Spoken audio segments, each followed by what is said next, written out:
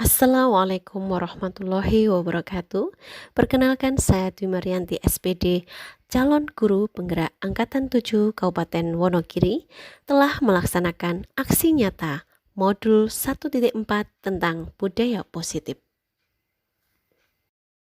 Dengan fasilitator yaitu Bapak Nugroho Widi Pamungkas, serta pengajar praktik yaitu Bapak Tijan Purnomo.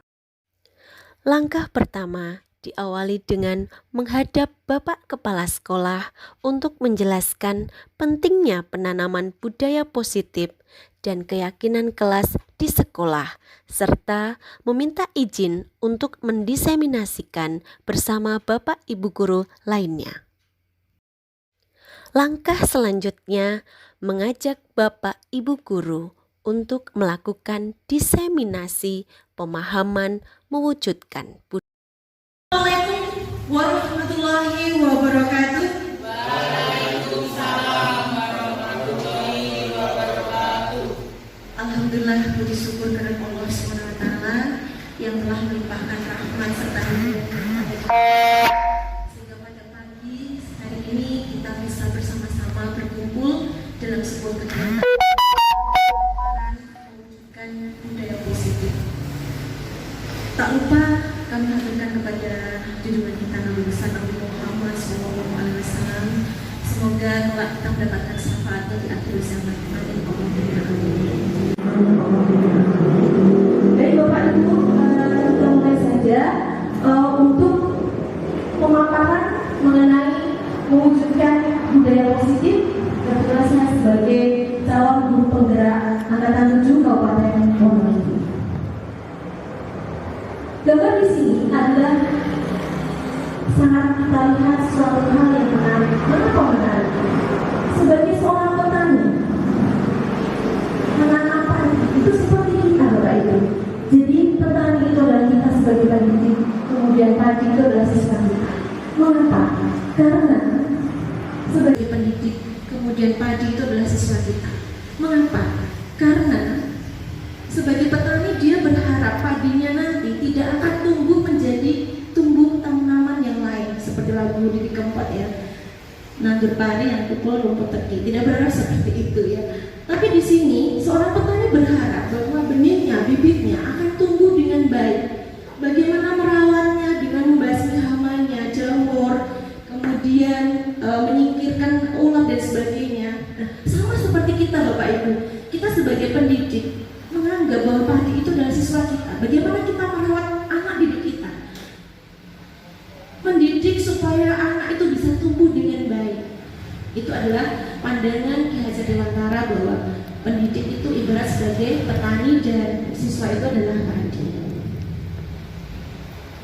Dalam teologi pendidikan kita sudah mengenal slogan kita bahwa ada Engarso Tulodo, Engmatio Manungkarso dan Tuturi Handayani. Tiga hal ini sudah sangat kita ada dalam dada kita semua sebagai seorang pendidik. Bahwa Engarso Tulodo, ketika kita berada di depan, kita menjadi teladan, kita menjadi contoh. Seperti bahasa Jawa, guru di bubulan ditiru. Engmatio Manungkarso, ketika kita berada di tengah, kita menyemangati, menginspirasi mereka. Sedangkan Tuturi Handayani adalah ketika kita berada di belakang, kita mendorong mereka. Nah, harapannya kita selalu slogan tiga ini ada dalam dada kita semuanya. Nah, di sini budaya positif seperti diagram matematika ya, sangat mengenal sekali untuk guru matematika yang berada di sini, bahwa untuk bisa menciptakan sebuah budaya positif diawali dari peraturan kelas yang kita buat dalam kelas kita. Ketika peraturan kelas ini sudah tercipta, kita buat, maka akan membentuk sebagai suatu keyakinan kelas. Ketika keyakinan kelas sudah terbentuk, akan bentuk suatu lingkungan yang positif dalam sekolah kita. Dan hasil akhirnya, kalau sudah terbentuk lingkungan positif, harapan dari pemerintah kita bisa membentuk suatu budaya positif. Ini adalah target kita Bapak Ibu. Apa itu disiplin? Yang sering kita dengar disiplin itu biasanya adalah dibawa dengan hukuman Bapak Ibu. Tapi yang sebenarnya disiplin itu kalau menurut bahasa Latin ya disiplina. Tapi sebenarnya ternyata belajar Bapak Ibu. Saya pun juga baru tahu. Dan saya mengerti disiplin juga baru di sini bahwa disiplin itu adalah belajar. Tapi secara umum selama ini budaya kita disiplin di sini adalah sesuatu yang dilakukan seseorang pada orang lain untuk mendapatkan kepatuhan. Nah, di sini harapan kita nanti disiplin yang positif. Untuk apa kita bisa berharap disiplin positif? Untuk mendapatkan nilai-nilai kebajikan. Kebajikan itu adalah kebaikan Bapak Ibu. Harapan kita, anak didik kita nanti, siswa kita, setiap individu memiliki suatu nilai-nilai yang muncul dari setiap individu. Apa yang diharapkan pemerintah bahwa siswa kita memiliki nilai-nilai kebajikan yang ada pada profil pelajar Pancasila, yang mana Bapak Ibu sudah menjalankan P5. Ada 6 diantaranya, yaitu beriman dan bertakwa kepada Tuhan Yang Maha Esa dan berakhlak mulia, kemudian mandiri, kemudian bernalar kritis, kemudian bergotong royong, berkebinekaan global, dan yang terakhir adalah kreatif. Ini yang diharapkan oleh pemerintah. Jadi siswa kita memiliki nilai-nilai kebaikan atau kebajikan.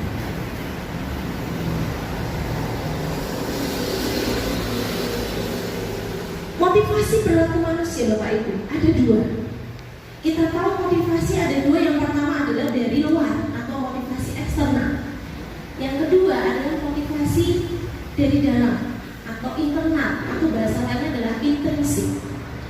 Coba kalau kita lihat, untuk menghindari ketidaknyamanan atau hukuman, apa yang akan terjadi apabila saya tidak melakukannya? Maka ini adalah motivasi eksternal. Untuk mendapatkan imbalan dari orang lain, maka itu juga termasuk motivasi eksternal.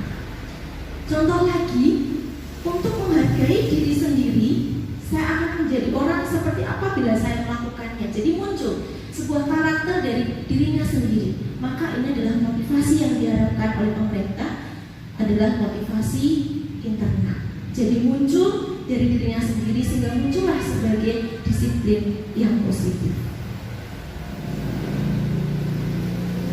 Dihukum oleh penghargaan Bapak Ibu.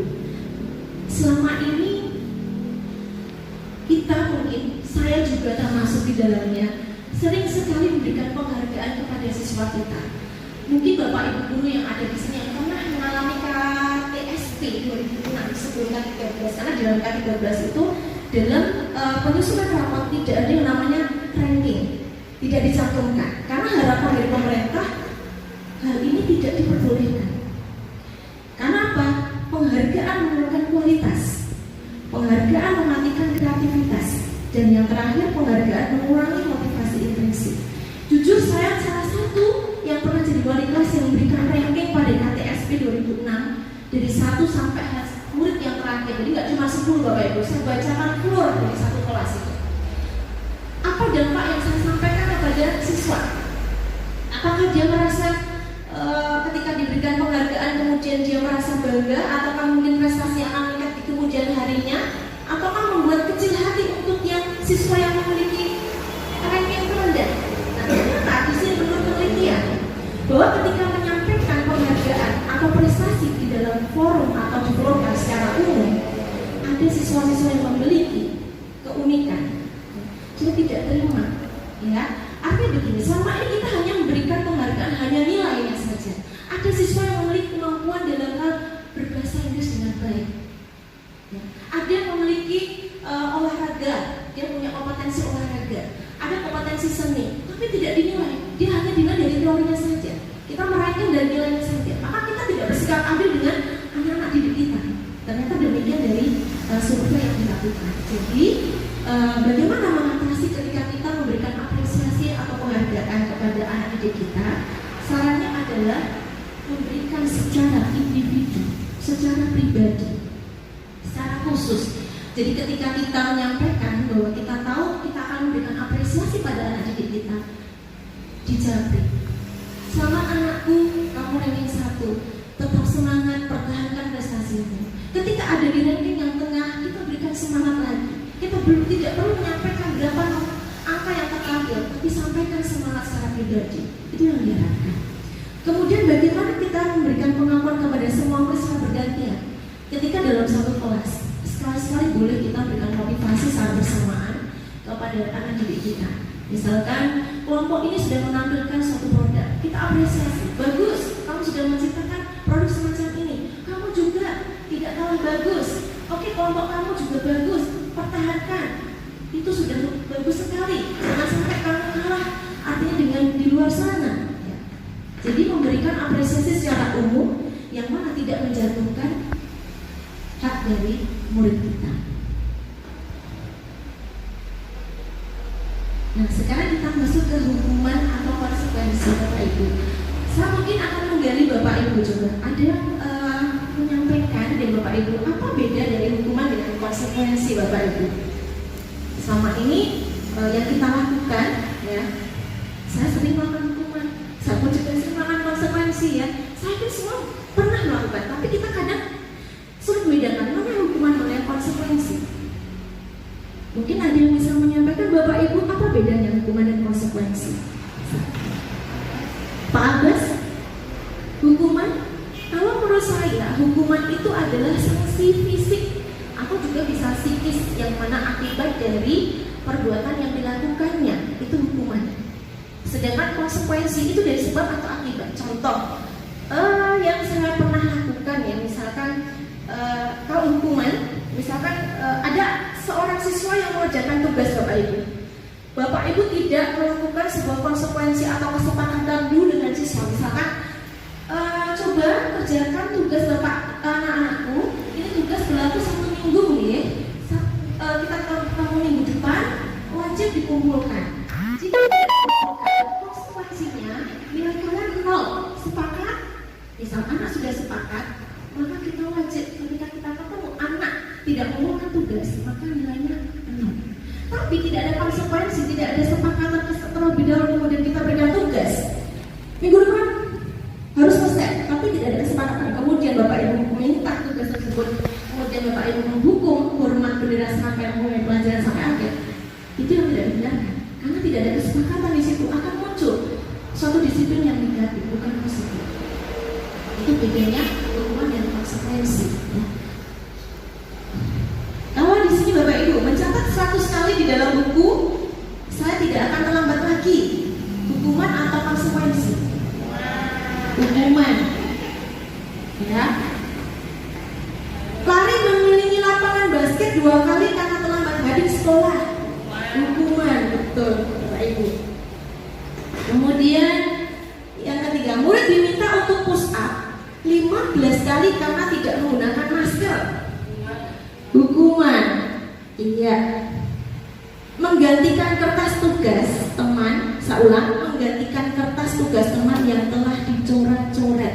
Hukuman atau konsekuensi? Betul sekali, konsekuensi. Membersihkan tumpahan air di meja tulis karena tersenggol pada saat belajar. Konsekuensi.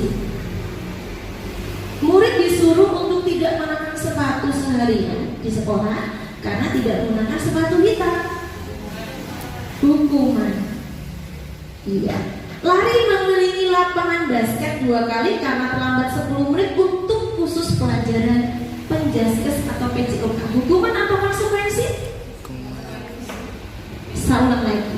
Lari mengelilingi lapangan basket 2 kali berkaitan ya karena terlambat 10 menit untuk pelajaran PJOK. Hukuman atau konsekuensi? PJOK. Konsekuensi ya. Betul sekali Bapak Ibu. Jadi harapan kami Bapak Ibu sudah bisa membedakan hukuman dan konsekuensi. Nah, restitusi Bapak Ibu kita akan masuk ke sini, artinya disiplin positif kita munculkan dari awal restitusi. Itu apa? Proses menciptakan suatu metode pendekatan untuk disiplin positif. Sebenarnya kalimatnya kalau mau disingkat seperti itu. Definisinya adalah proses menciptakan kondisi bagi murid untuk memperbaiki kesalahan mereka sehingga mereka bisa kembali kepada kelompok mereka dengan karakter yang lebih kuat. Sehingga ketika nanti ada permasalahan, kita gali permasalahannya bersama-sama, kita cari solusi bersama-sama. Itu adalah restitusi. Bapak Ibu, saya tampilkan apa yang sudah pernah saya lakukan pada salah satu anak didik saya. Kita simak untuk tayangan video berikut ini.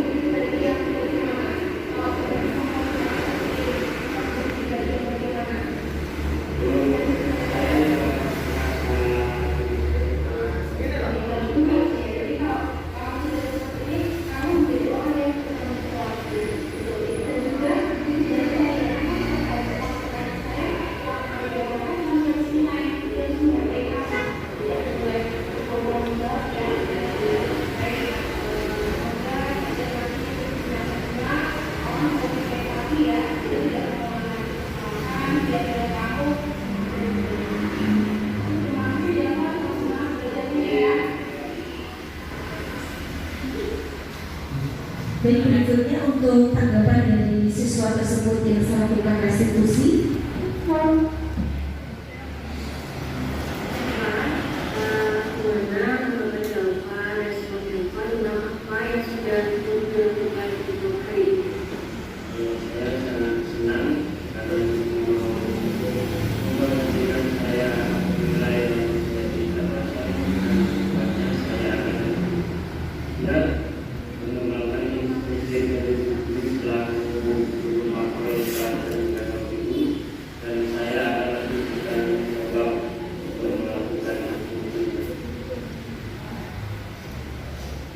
Itu tadi Bapak Ibu yang sudah pernah saya lakukan.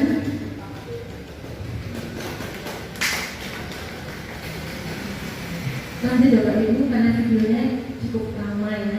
Lanjut ke perbedaan Bapak Ibu di sini. Tadi kita sudah mengenal hukuman dan konsekuensi, ditambah dengan restitusi Bapak Ibu. Ada 3 hal yang membuat ini bisa menjadi penting ya, bahwa hukuman itu adalah suatu disiplin yang negatif. Sedangkan kalau disiplin yang positif itu restitusi, sedangkan yang terakhir dari rumah. Kita mungkin berproses Bapak Ibu, kalau untuk melakukan restitusi butuh tahapan-tahapan yang kita sendiri juga perlu belajar ya. Karena situasi dan kondisi tidak bisa kita ciptakan, karena itu serta-merta yang ada dalam lapangan sehari-hari kita ya. Jadi mungkin konsekuensi dulu, kita buat kesepakatan dulu dengan siswa ya.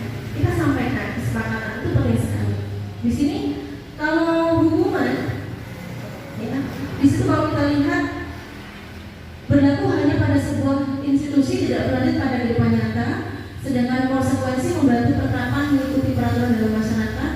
Kemudian kalau restitusi fokus pada pemecahan masalah dalam jangka waktu yang panjang. Artinya kalau ketika kita sudah membuat restitusi untuk sebuah karakter yang muncul dari diri sendiri dalam setiap siswa, itu malah adalah hati mereka, nurani mereka yang diharapkan seperti itu. Ada 9 ciri-ciri restitusi Bapak Ibu. Bukan untuk menebus kesalahan, namun untuk belajar dari kesalahan, memperbaiki hubungan antara siswa dan guru ya. Tawaran, kita menawarkan bukan sebuah paksaan. Kemudian menuntun untuk mengerti dalam diri, mencari kebutuhan dasar yang mendasari tindakan. Kemudian cara yang paling baik. Kemudian fokus pada karakter bukan tindakan. Fokus pada solusi dan mengembalikan murid untuk yang berbuat salah pada kelompoknya. Mengapa tidak peraturan saja? Mengapa harus keyakinan kelas? Kita ambil contoh di sini Bapak Ibu. Mengapa kita memiliki peraturan harus menggunakan helm bila mengendarai kendaraan roda 2? Karena jujur kita sering melihat di rambu-rambu lalu lintas itu, kita sering lihat anak muda itu sering tidak pakai helm. Ya mungkin tidak ada motivasi dalam dirinya. Kalau dalam dirinya itu ada mungkin fungsi helm untuk keselamatan, saya tidak perlu diperintah. Oh saya terdata, baru pakai helm, baru persiapan semuanya. Jadi muncul dari motivasi dalam dirinya. Kalau misalnya ada siswa yang mau datang setengah 7 dalam di sekolah, ya, ada 2 hal dalam siswa. Bisa jadi dia takut hukuman, ya. Kalau nanti lebih dari jam 7 takut dihukum ya.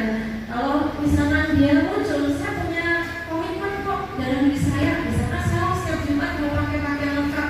Kadang sering saya lihat anak kita tuh pakai anuskul udah sampai di sekolah.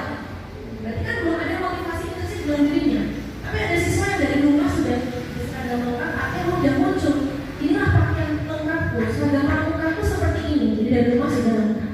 Jadi sering kita masih melihat anak kita masih kita enakan, harus anak seperti itu ya. Berikutnya Bapak Ibu yang sudah saya lakukan hari Sabtu kemarin ya, yaitu kegiatan kelas. Bapak Ibu lihat video lagi, saya tidak memuaskan ya, kita lihat bersama-sama tayangan ini.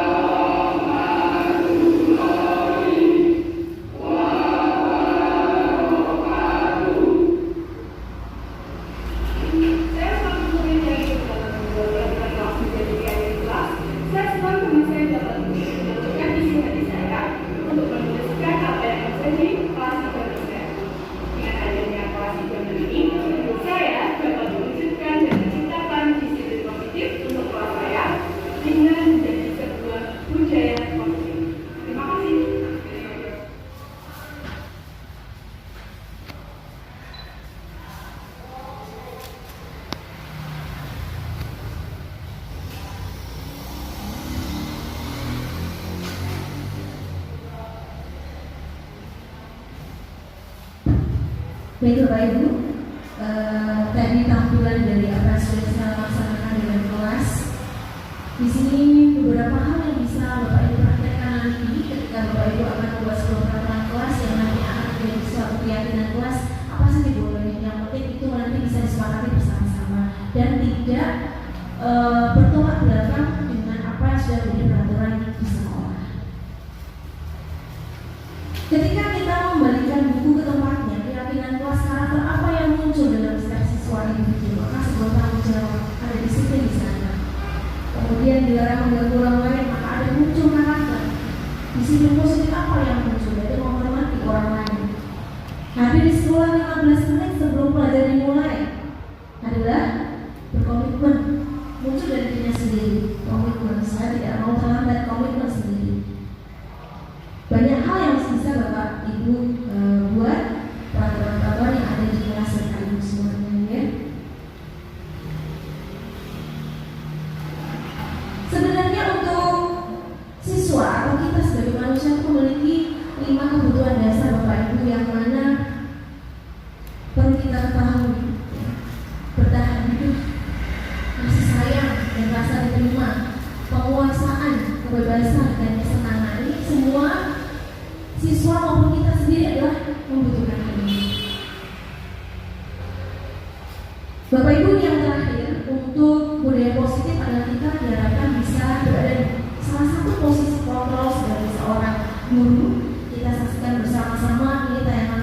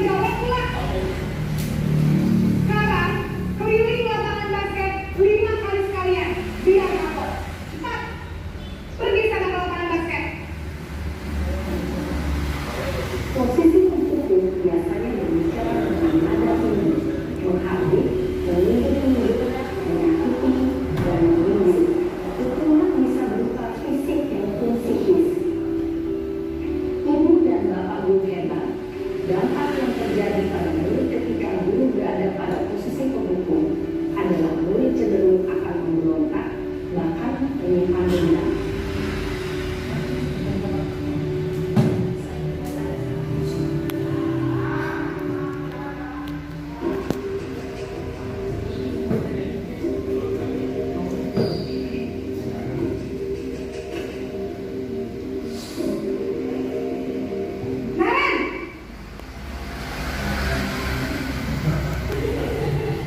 Selamat pagi, Bu. Naren, kamu kenapa terlambat lagi, nak? Ya Tuhan, Naren.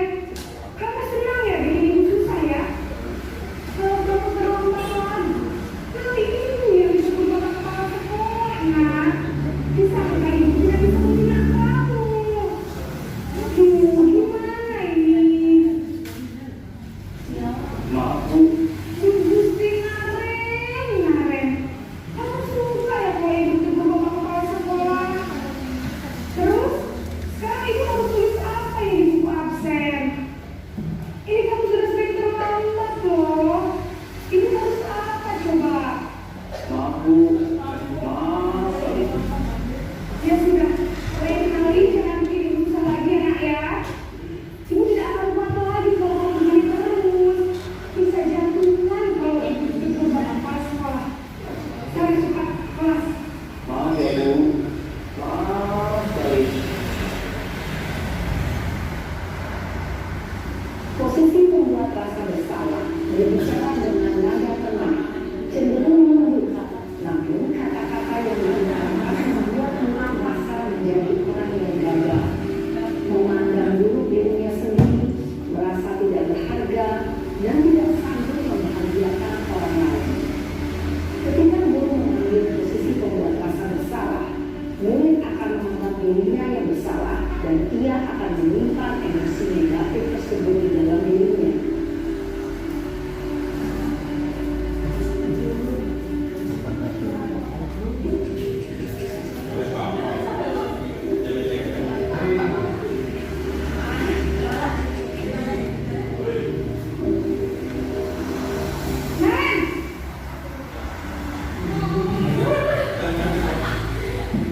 Selamat pagi, Bu.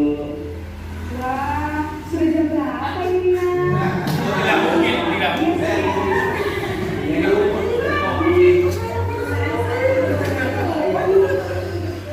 Kamu mau menyalahkan ibu kamu. Kamu kan anak yang paling kencang. Kok terlambat sih? Iya, Bu. Saya mau bangun tadi. Jadi, biar usaha kencang, tetap beresin jar, Bu. Ya sudah sana. Nanti lain kali larinya lebih kencang lagi ya. Biar gak terlambat lagi. Bikin sama ibu. Demi ibu. Bisa kan? Bisa, Bu. Sana masuk kelas. Ibu beresin urusan absen kamu. Mau lihat ada tes aja. Dalam perjalanan, guru berbicara dengan nada suara akrab, sebelum bersendak didorong untuk menjaga suasana tetap santai. Murid akan merasa senang, aman, dan akrab dengan guru. Identitas yang tercipta adalah identitas sukses atau berhasil. Namun, perlu diingat, karena ini masih dorongan eksternal, maka ada faktor ketergantungan dan guru kepada orang tertentu. Di sini, guru absennya, sehingga berlalu waktu, murid bisa berperilaku baik, namun hanya kepada orang-orang tertentu saja.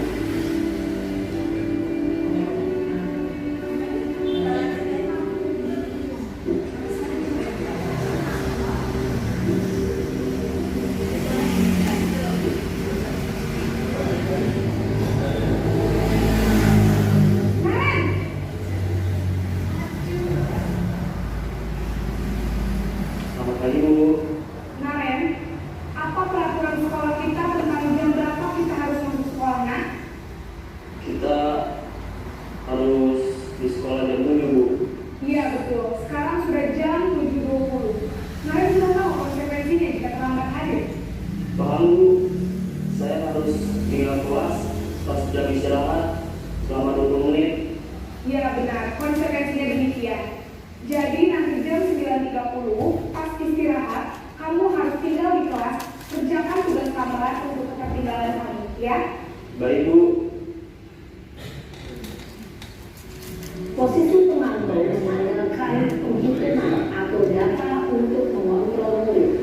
Guru mengarahkan murid berdasarkan peraturan dan konsekuensi.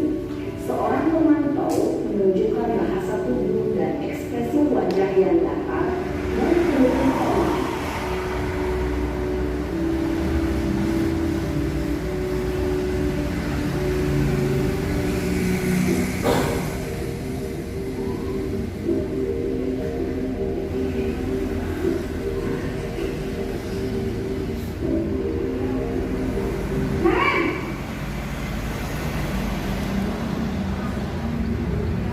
Selamat pagi Bu.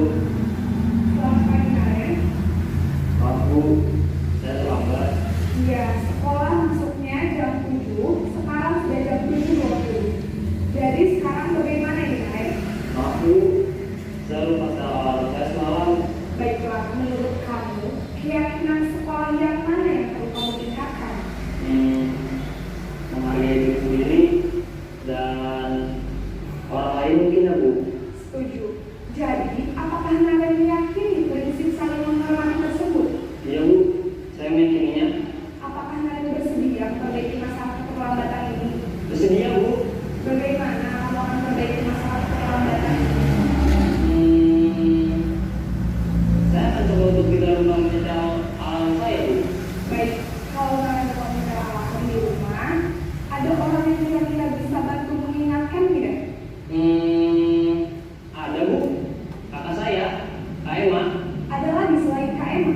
Selain Kak Emma, ada Naren adalah Kak Emma dan ibu kalian. Kira-kira akan mulai setel alarm kapan nih Naren? setelah pulang sekolah akan segera saya lakukan. Baik, jadi Naren akan setel alarm untuk bangun besok pagi dan akan diingatkan oleh kakak dan ibu dan Naren ya. Ada lagi yang mungkin perlu dilakukan Naren agar tidak terlalu bangun lagi. Tidak ada Bu. Baik Naren, terima kasih untuk kerjasama kamu. Sekarang kamu perlu kembali ke kelas untuk belajar. Baik Bu, terima kasih.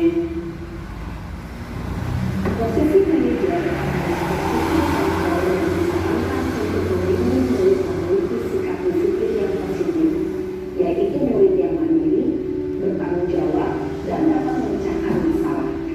Tujuan dari posisi ini adalah agar murid dapat berefleksi atas tindakannya. Guru akan lebih tulus memberikan pertanyaan-pertanyaan bermakna, sehingga membuat murid dapat belajar dari kesalahannya dan mencari sebuah solusi untuk menyelesaikannya. Ibu dan bapak guru hebat, setelah mengamati adegan kelima posisi kontrol tadi, kira-kira posisi mana yang paling ideal? Posisi Posisi yang mana yang mau dipilih Bapak Ibu? Dari 5 tadi, dari posisi penghukum, kemudian teman, pemantau, kemudian kontrol tadi yang keempat ya Bapak Ibu ya. Sama dengan manajer, yang mana Bapak Ibu yang dipilih? Memantau manajer. Posisi manajer ya harapannya ya. Tapi selama ini jujur Bapak Ibu, saya sendiri untuk bisa melakukan sebagai posisi manajer sangat sulit. Sering yang saya lakukan posisi pemantau Bapak Ibu, mungkin ya yang saya pernah itu pemantau yang dengan konsekuensi tadi. Ya penghukum pernah sekali-sekali ya. Ini juga kita alami sama-sama ya, karena kita audiensnya bukan anak SD, karena anak SMK tingkatnya itu udah beda lagi kalau anak SD sama anak SMK. Maka sering yang kita lakukan adalah posisi penghukum. Cuma arahannya kita belajar ya untuk bisa menjadi posisi manajer nantinya. Kalau belum bisa ya kita bertahap. Dari mulai dari posisi ini tadi teman tadi ya, sebagai posisi teman ya, kemudian masuk lagi kepada pemantau, harapannya bisa menjadi posisi manajer. Paparan yang terakhir Bapak Ibu adalah seketika restitusi. Ini adalah langkah-langkah yang tadi sudah dilakukan ketika kita menjumpai permasalahan dari masing-masing siswa. Bagaimana kita menyelesaikannya adalah menggunakan seketika restitusi ini. Jadi langkah pertama adalah menstabilkan identitas terlebih dahulu. Kalimat yang bisa kita munculkan di sini adalah agar anak merasa, untuk buat anak yang merasa gagal, maka berbuat salah menjadi positif terhadap dirinya. Artinya berbuat salah itu hal yang manusiawi. Jadi kita menetralisir arti menstabilkan identitas. Jadi jangan sampai anak itu merasa bahwa dia itu kurang percaya diri atau merasa bersalah. Jadi kita munculkan. Kemudian yang kedua adalah validasi kebutuhan. Membantu murid mengenali basic kebutuhan dasar yang ingin dipenuhinya. Pada dasarnya setiap tindakan manusia tujuannya adalah memenuhi kebutuhan dasar tadi. Ya, ada penguasaan, pembebasan. Karena kadang kita sebagai guru soalnya membawa masalah dari rumah kita sekolah tuh nggak baik. Kita belajar untuk mengkontrol. Ya. Pastikan dulu ya.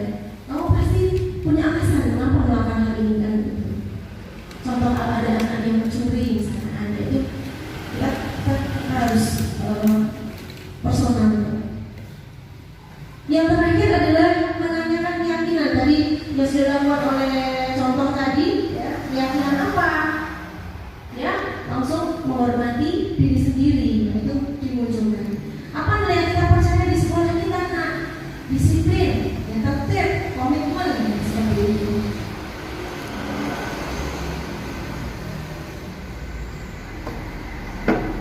Bapak Ibu, sesi yang kedua adalah diskusi. Saya berikan 10 menit ke depan bagi Bapak Ibu guru untuk mau menyampaikan pertanyaan, boleh mau diskusi memaparkan apa yang pernah Bapak Ibu alami atau apa saja. Kita di sini masih berdiskusi saja. 10 menit, monggo Bapak Ibu saya persilahkan. Monggo Bapak Ibu saya persilahkan untuk waktu saya serahkan sepenuhnya 10 menit ke depan kita berdiskusi bersama-sama. Monggo Bapak Ibu, Pak Matias.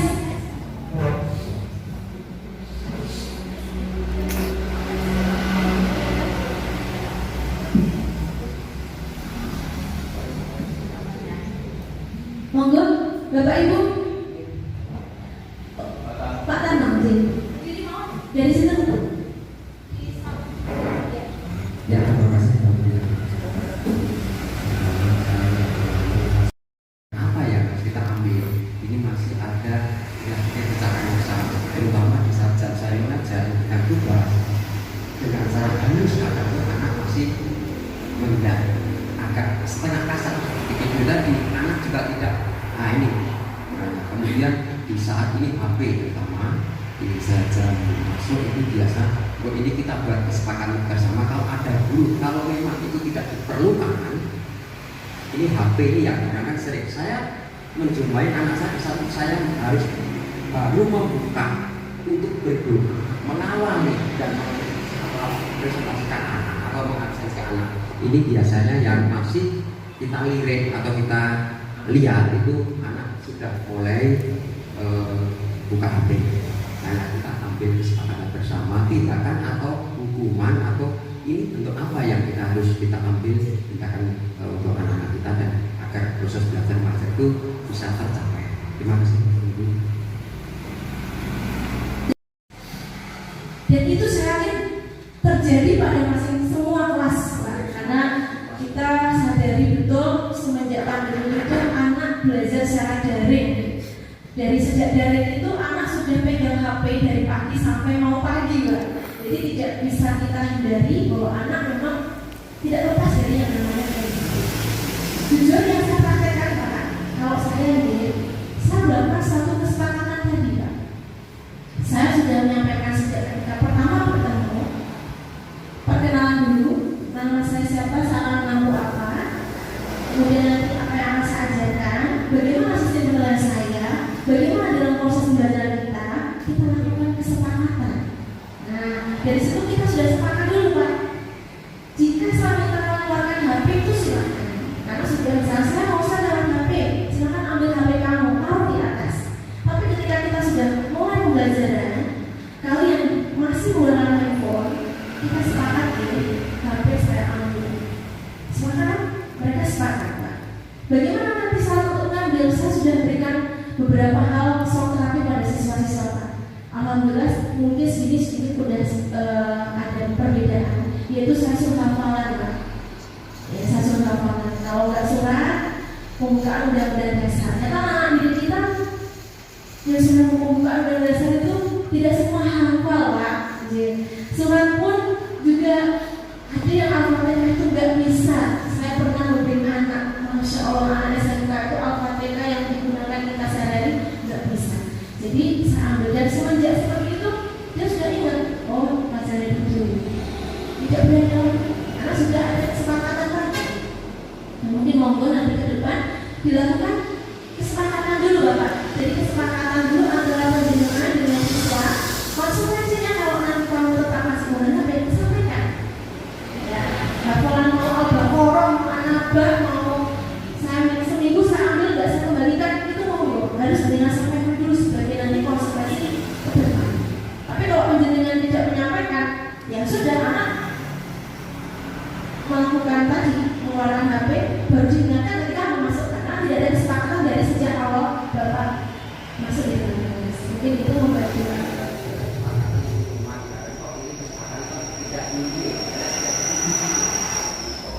Tapi ada beberapa anak, kelas A, B, C itu ada 1, 2 anak ya. Nah, ini apa yang terjadi di mapel selain saya terkait mapel ini? Diingatkan ulang-ulang anak kita sudah terbiasa luar biasa.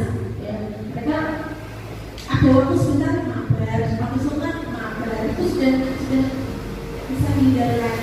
Karena dari zamannya digitalisasi ini mana seperti itu, nggak bisa kita hindari.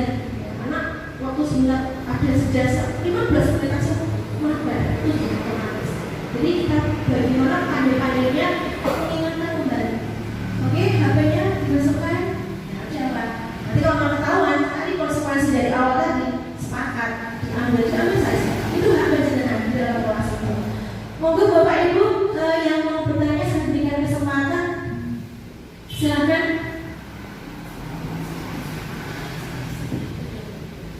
Monggo Bapak Ibu yang mau bertanya. Ya, terima kasih Bu Meli, monggo berdiri saja.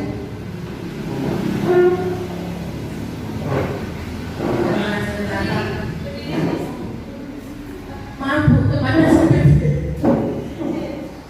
karena ini terlalu panjang jadi saya catat di HP ya Bu, maaf ya. Pertanyaan saya, sekenal dulu nggak Bu? Nama saya Mary Julita, bisa dipanggil Bu Mary. Pertanyaan saya, bagaimana solusinya jika kita sudah melaksanakan pendekatan disiplin positif dengan restitusi tadi, namun siswa tidak mampu untuk menemukan pemecahan masalahnya, modal. Siswa tidak mampu mengatasi bagaimana dengan cara restitusi tadi, ya, agak sulit ya, restitusi ya.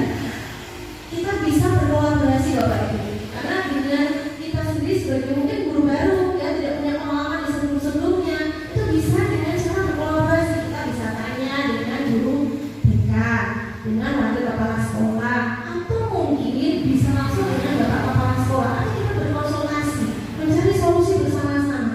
Karena ada beberapa hal permasalahan saya yakin kita sendiri tidak bisa memecahkan.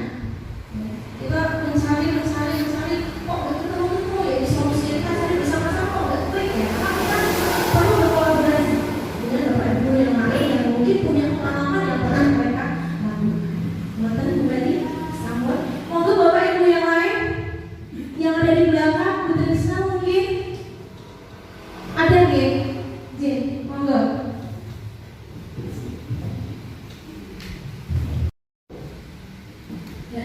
Sebelumnya, Assalamualaikum warahmatullahi wabarakatuh. Perkenalan ya, nama saya Bu Trisna Erahati, bisa dipanggil dengan Bu Trisna. Di sini saya mempunyai pertanyaan yang sudah saya catat di HP. Ya. Untuk ini bagaimana caranya apabila kita sebagai pendidik belum mampu untuk melaksanakan sebagai posisi manajer yang tadi sudah disampaikan. Menjadi sebuah posisi kontrol yaitu posisi manajer, kita perlu latihan. Jadi nggak bisa serta-merta. Jadi perlu proses ketika kita menghadapi siswa yang punya permasalahan, kita belajar sama-sama.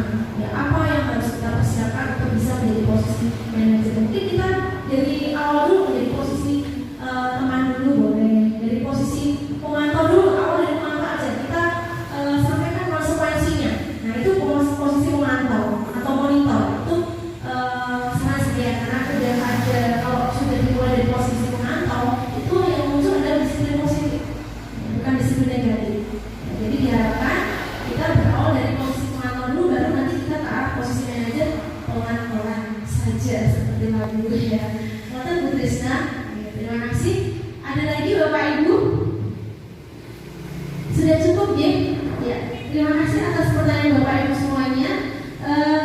Terakhir di sini dari paparan saya untuk menyimpulkan pada pertemuan kita pada siang hari ini bahwa apa yang kita butuhkan nanti dari mulai peraturan kelas sehingga menjadi sebuah keyakinan kelas diharapkan menjadi sebuah lingkungan yang positif dan akhirnya menjadi sebuah budaya positif di sekolah kita.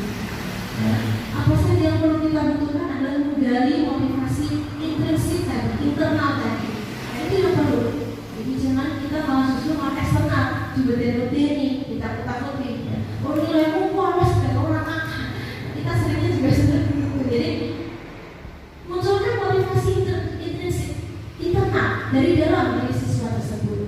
Agar mana siswa memiliki nilai-nilai kebaikan, nilai-nilai kebajikan sebagai pelajar profil Pancasila.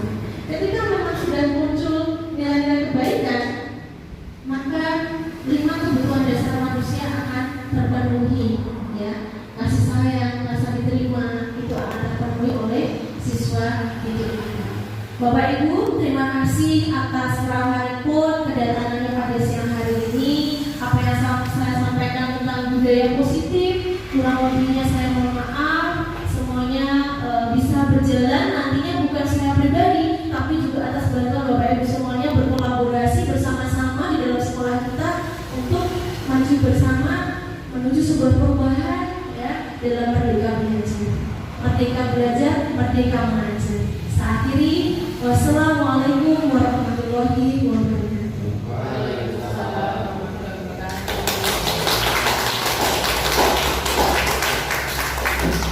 Terima kasih. Assalamualaikum warahmatullahi wabarakatuh.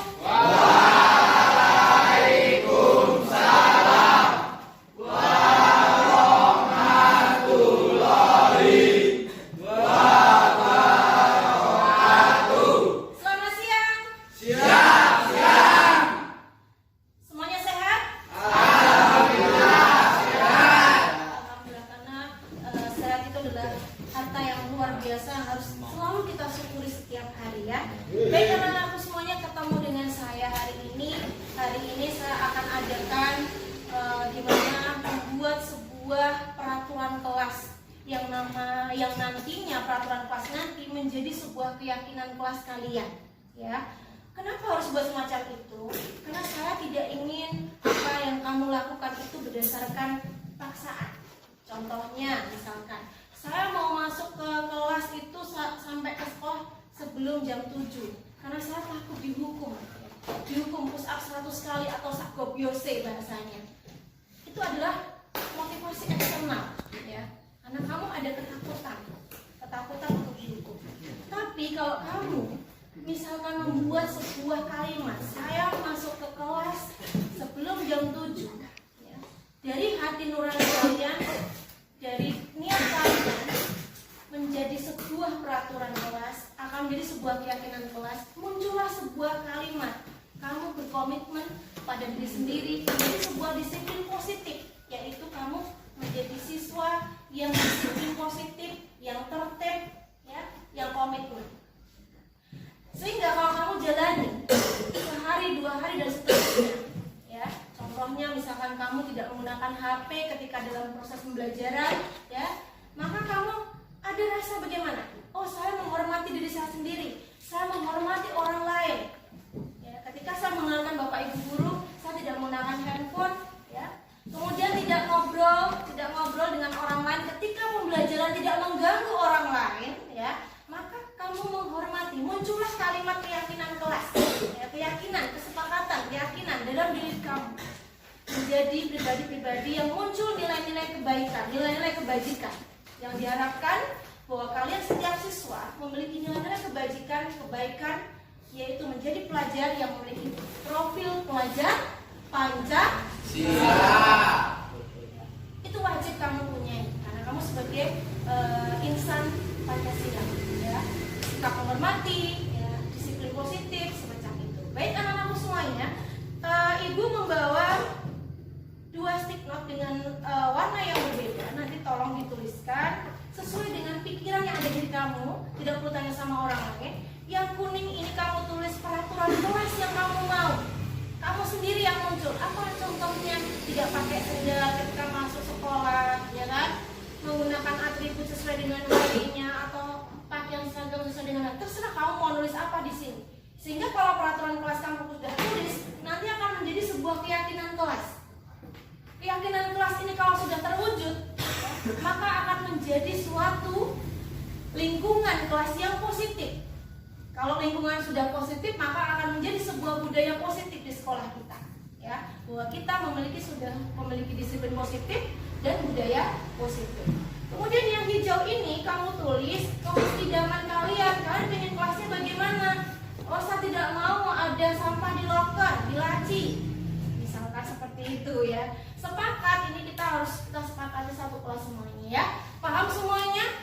Ya, paham. Oke, saya minta untuk ketua kelas bisa membagikan masing-masing siswa 2 lembar, silahkan. Bisa dibantu.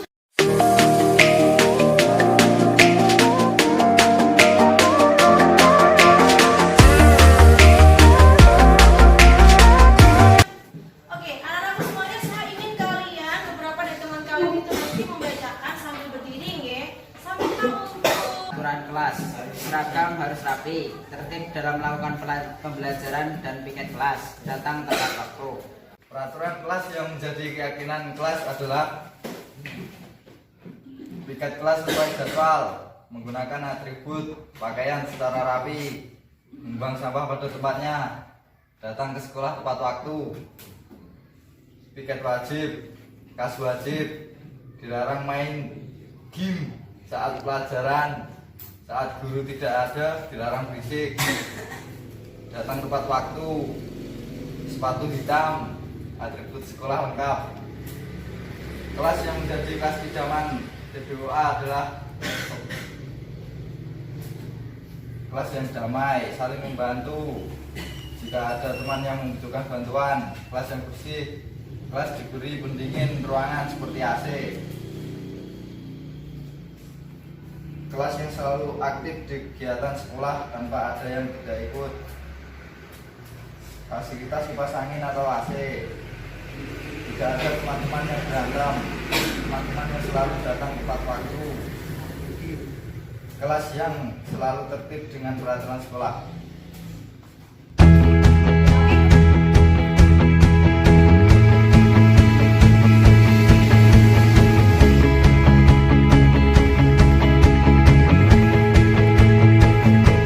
terima kasih anak-anakku kelas 12 TBOA yang mana kalian sudah membuat beberapa hal yang menjadi pikiran-pikiran kalian yang dituangkan dalam sebuah peraturan kelas yang akan menjadi sebuah keyakinan kelas, yang mana harapannya kamu bisa muncul sebuah hal budaya positif, disiplin positif. Ya, kalau sudah terbentuk budaya positif, maka akan enak dalam menjalani pembelajaran ke depannya. Semoga ini yang sudah kamu tulis bisa menjadi sebuah keyakinan kelas. Kalau sudah menjadi keyakinan kelas, menjadi komitmen bersama untuk dilaksanakan secara bersama-sama dalam kelas 12 TBOA. Terima kasih. Wassalamualaikum warahmatullahi wabarakatuh.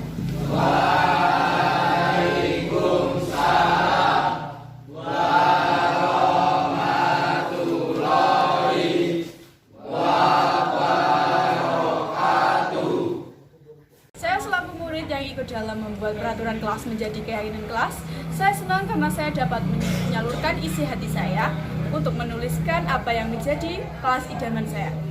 Dengan adanya kelas idaman ini, saya dapat mewujudkan dan menciptakan disiplin positif untuk kelas saya, sehingga menjadi sebuah budaya positif. Terima kasih. Selamat pagi.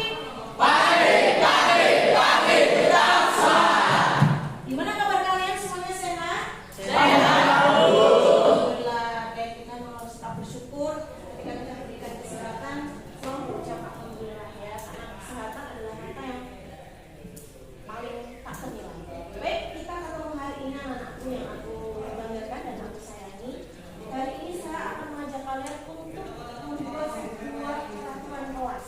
Ya, ada di peraturan kelas. Yang mana peraturan kelas itu akan membentuk sebuah keyakinan kelas yang nantinya akan muncul sebuah nilai-nilai kebajikan, nilai-nilai kebaikan yang muncul seperti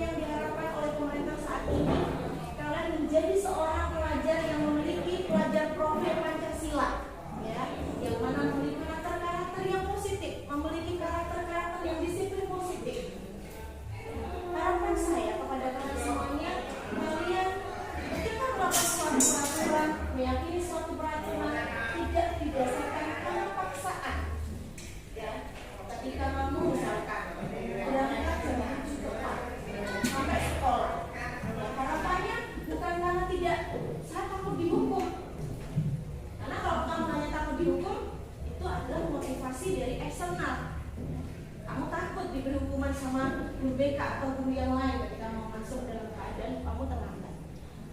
Kamu kalau ingin memunculkan bagaimana kamu memiliki suatu motivasi internal atau intrinsik namanya, saya akan berangkat sekolah kurang dari jam 7, saya harus sampai sekolah.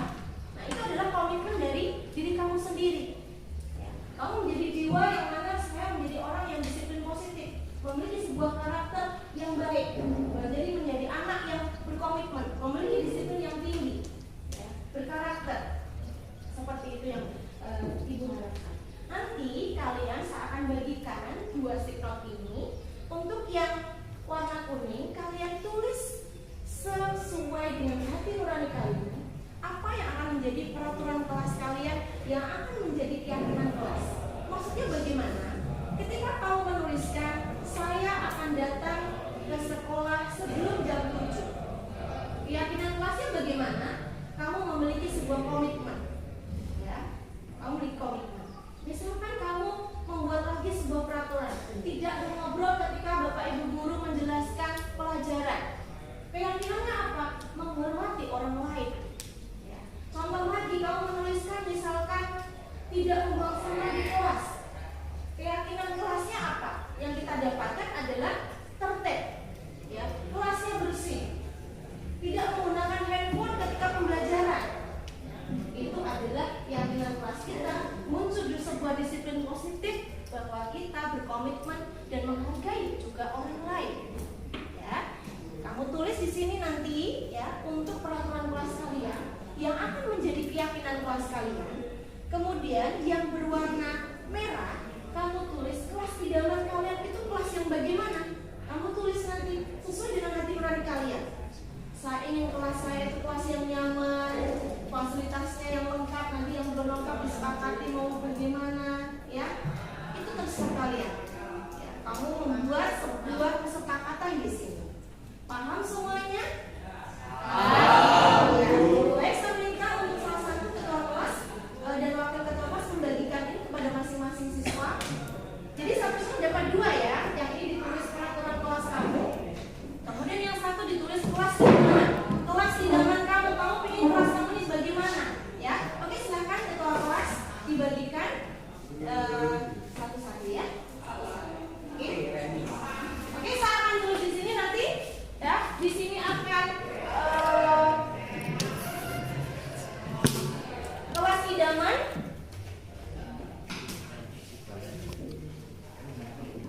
Kelas idaman dan ini adalah peraturan kelas. Ya, saya akan tulis.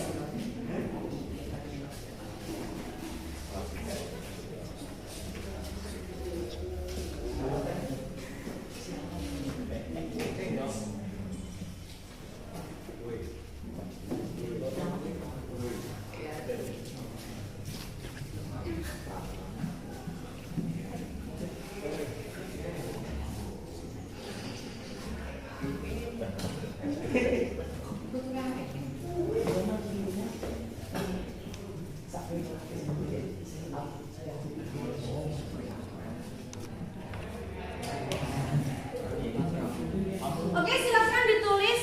Jadi biasakan tidak bertanya kepada orang lain, kepada teman. Jadi sesuai dengan apa yang ada dalam hati nurani kalian, apa yang ada dalam benak kalian. Kamu tulis.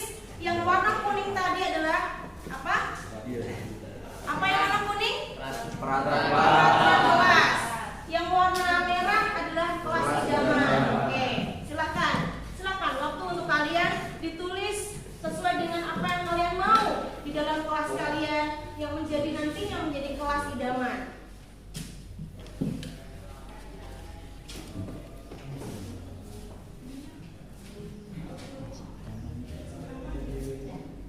Tidak perlu dikasih nama ya, Nak, ya, langsung saja.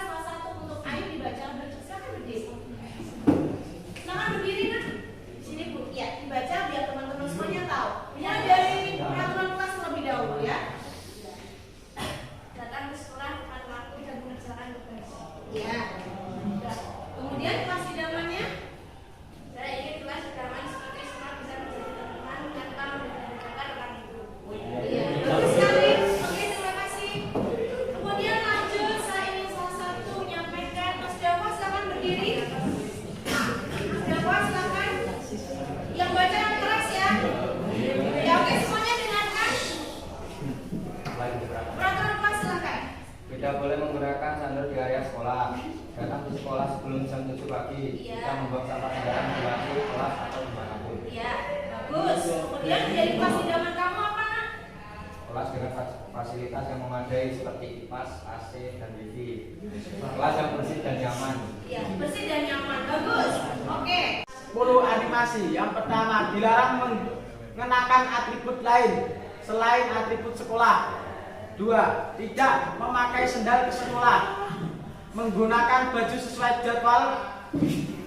Datang sebelum jam 7 ke sekolah. Tidak menaruh sampah di loker. 3. Dilarang mengobrol saat jam pelajaran. 4. Memakai helm saat berpindah gedung. 5. Piket sesuai jadwal. Ya. Kemudian pindah ke kelas idaman itu. Kelas idaman. Yang pertama, kelasnya harus memiliki wifi, memiliki kipas atau AC. Kedua, saya ingin kelas idaman seperti semua bisa menjaga teman tanpa membeda-bedakan orang lain. 3. Saya ingin kelas yang nyaman, wangi, dan bersih. Dan saya ingin di kelas ada wifi yang lancar. Saya akan selalu datang ke sekolah sebelum jam 7. Saya akan membuang sampah pada tempatnya. Saya akan menaati peraturan yang ada di kelas. Saya tidak akan main HP saat guru sedang menerangkan. Ya, oke, terima kasih. Kembali ke tempat, Mas Ares ya. Baik, anak-anakku semuanya.